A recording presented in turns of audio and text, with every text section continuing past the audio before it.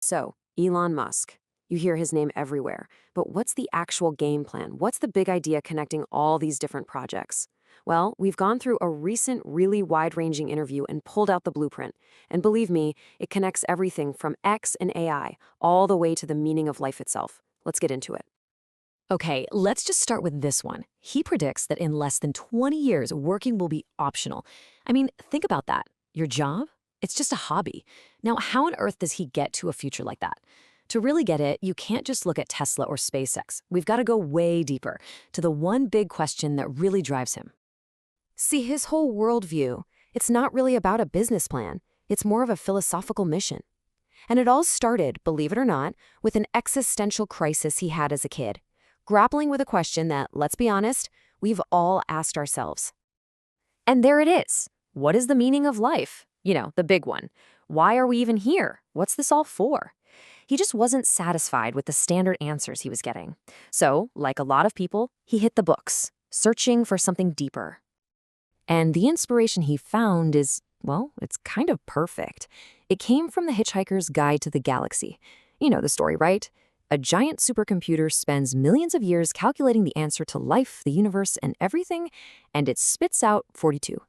The problem is, nobody knows the question.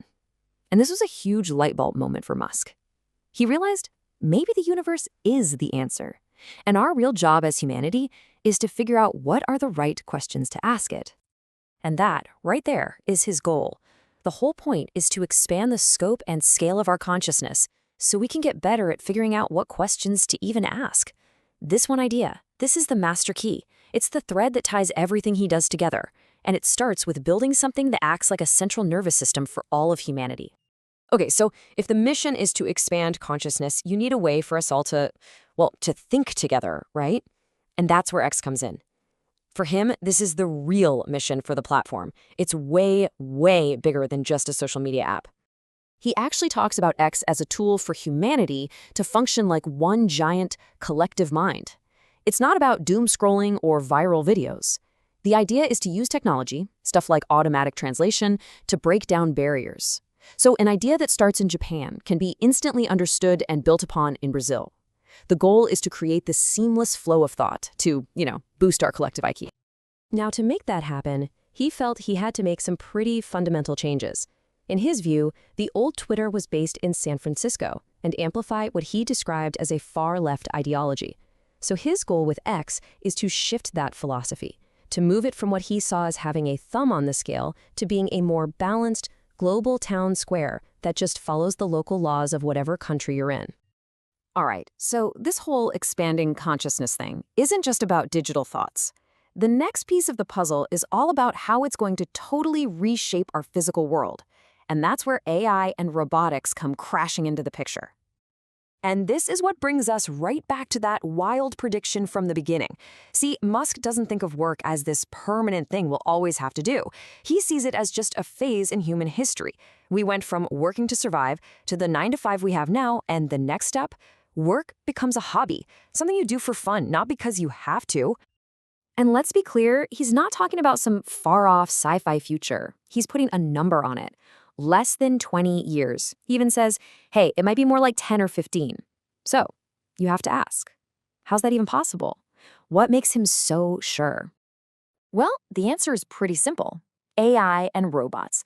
He's talking about a future where they're so productive, they create what's called a post-scarcity world. Basically, if you can think of a thing or a service you want, you can have it. And in a world like that, what's the point of money?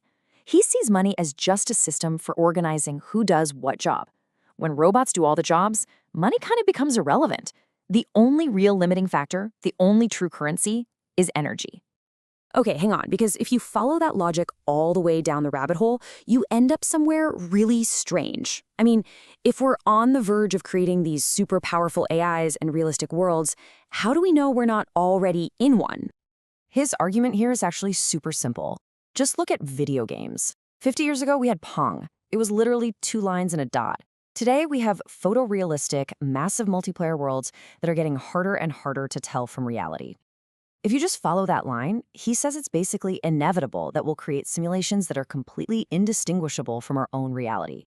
It's not an if, it's a when, and probably pretty soon. So that brings up the big question.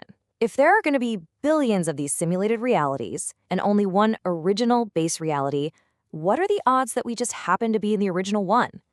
He says, statistically, it's almost zero. It's 1 in billions. The chances are we're in a simulation. He even has a fun theory for why our simulation hasn't been turned off yet. Think about it. When we run simulations, we're looking for the interesting results, the unexpected outcomes. We just delete the boring ones. So his logic is, if we're still here, it's because our reality is interesting enough to whoever is running the simulation. We have to be entertaining, I guess. Okay, so simulation theory, post-scarcity, collective consciousness, this is some pretty out there stuff. What does any of it mean for us? Right now? Well, he actually brings this whole cosmic vision right back down to Earth with some very clear advice for anyone who wants to create something in the world. And this is really the core of it. He says your goal should be to make more than you take, to be a net contributor to society. It reframes the whole idea of starting a business. It's not about getting rich. It's about contributing to that collective consciousness, adding something useful to the pie instead of just taking a bigger slice for yourself. So his advice is super straightforward. Don't chase money. Instead, focus like a laser on making things, products, services that are actually useful to people. He's convinced that if you can do that, if you can create real value, then the money will just be a natural consequence. It's a byproduct of doing something useful. Which leaves us with one last big thought to chew on. If the ultimate goal of everything is to expand consciousness, then it changes the question for all of us. It's not just, what are you going to build or what's your career going to be?